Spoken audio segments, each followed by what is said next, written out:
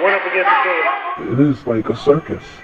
It is like a dangerous circus. All y'all man. For the kids to dethrone staff. I like that Glock. That's always their ultimate goal. You wanna spit in your face? You wanna all your staff over here beat up back here? It's been quite a while that we've been fighting these issues. A longtime employee of the Juvenile Justice Intervention Center speaks out about what goes on inside the facility.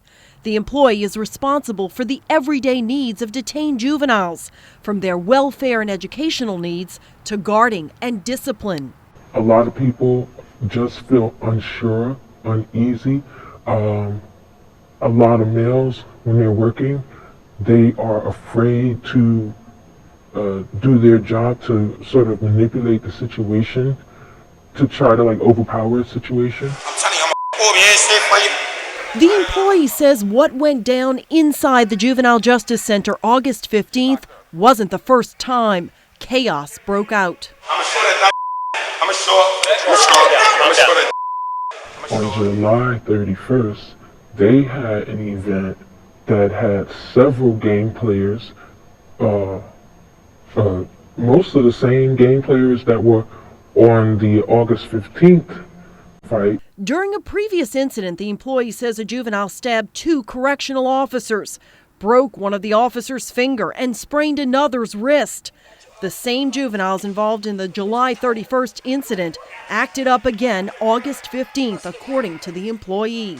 As I was starting to work that night, I heard that there was going to be some sort of, unnecessary roughness going on with the staff and with the youth juveniles that were on a particular unit. If he's compliant, turn around and cuff him. The employee said high-ranking members of the facility warned staff and notified the NOPD about what they believed was about to go down. Of course, I gasped at that because I said, are we doing that now? Are we talking about, preliminary fighting before work?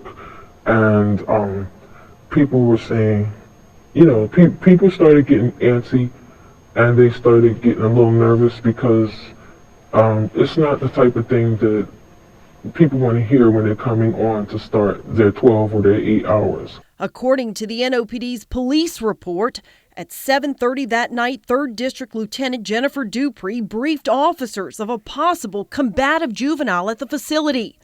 Then at 8:30, the officers met and spoke with the supervisor at the Juvenile Justice Center, who advised them that 5 to 7 juveniles were preparing themselves for a confrontation with staff. The report states riot, barricade subject, weapons, etc. The next thing you know, we see the police there. But then the police had to leave because, as I'm told, it was too early. Watch out, foot. So when they came back, that's when it got real. And the kids were out of control even with NOPD. The employee says the juveniles were hyped up and refused to back down. Then they were saying, to certain individuals what they wanted to do or whatever. And so they were jumping on furniture, they were climbing the glass wall, and they were jeering out, taunting and saying, yeah, come on in here, I got some, bleep for you, because they were promising to throw feces on people. Feces the juveniles had previously stored up to use on staff. They had their little feces packets ready, and they were ready to fight. When we would open the doors, they were ready to pounce. And what they said was, if you come in here, this is what was going to happen. We were going to get physical. So NOPD decided that this was not going to be in their area of their expertise to be, doing that.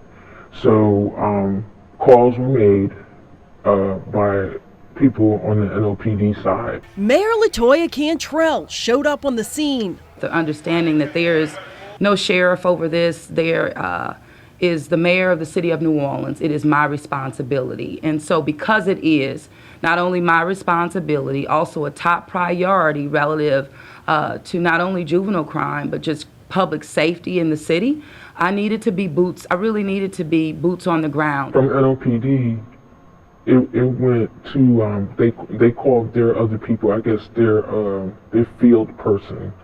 And then at some point in time, but not very long time, very quickly, the mayor got there. He said he's gonna hang himself. The combative juveniles left the big dorm and barricaded themselves inside individual cells. I think to let everyone know how serious they were, that's when the sprinkler system was dismantled and the water just started gushing in. Water covered the floor and the NOPD SWAT team arrived. It was now a safety problem. Staff had to clean up the mess before the SWAT team could enter. Come to me. Once they moved in, the SWAT team removed each juvenile one by one. Stand up, stand up. The whole ordeal lasted hours, and eventually NOPD officers separated the juveniles and put them back into their cells. Mayor Cantrell later denied claims of an August 15th riot and acknowledged the NOPD can't always respond to these violent outbursts at the facility.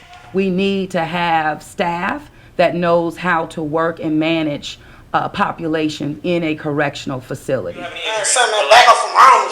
While the mayor says she's working to get a crisis team on site for the facility, the employee we talked to says guards fear for their safety every day.